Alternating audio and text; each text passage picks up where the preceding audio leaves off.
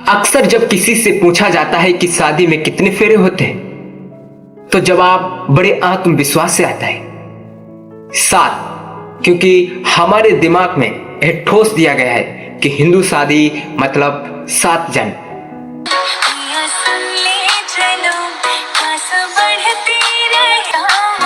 और 7 फेरे।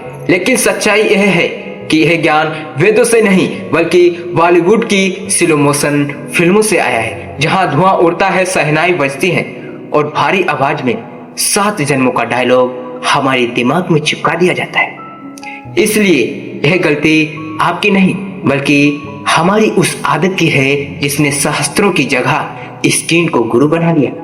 और इसी बिंदु पर आपसे अनुरोध है कि ऐसी परंपरा और सच को समझने के लिए सत्यम राजपूत न्यूज को ज्वाइन कीजिए और सब्सक्राइब कीजिए, क्योंकि असल वैदिक विवाह में 7 नहीं बल्कि केवल 4 फेरे होते हैं और हमारे धर्म में कोई भी रस्म बिना तर्क के नहीं होती।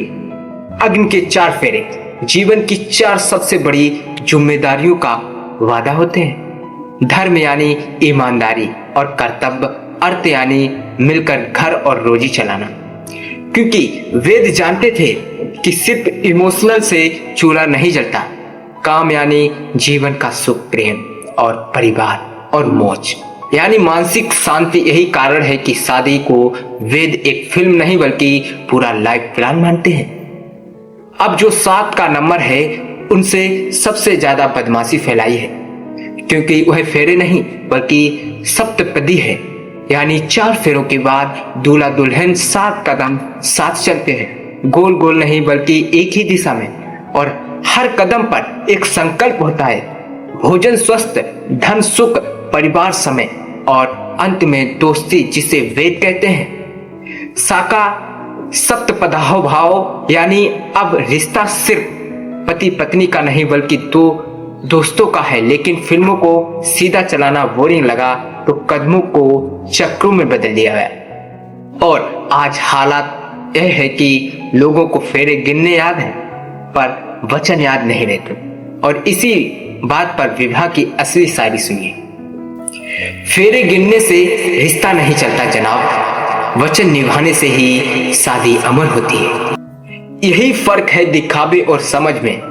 इसलिए अगली बार कोई पूछे कि 7 फेरे हुए या नहीं तो झगड़ा मत कीजिए, बस मुस्कुराइए और कह दीजिए कि वैदिक विवाह में फेरे 4 होते हैं और कदम 7, और जब दोनों निभाए जाए तो वही सच्चा जीवन भर का साथ होता है। और अंत में आपसे फिर निवेदन है कि ऐसी बिना डर, बिना फिल्टर और बिना फिल्मी ज्ञान वाली खबरों के लिए सत्यम राजपूत न्यूज को ज्वाइन करें, सब्सक्राइब करें और इस सच को आगे फैलाएं।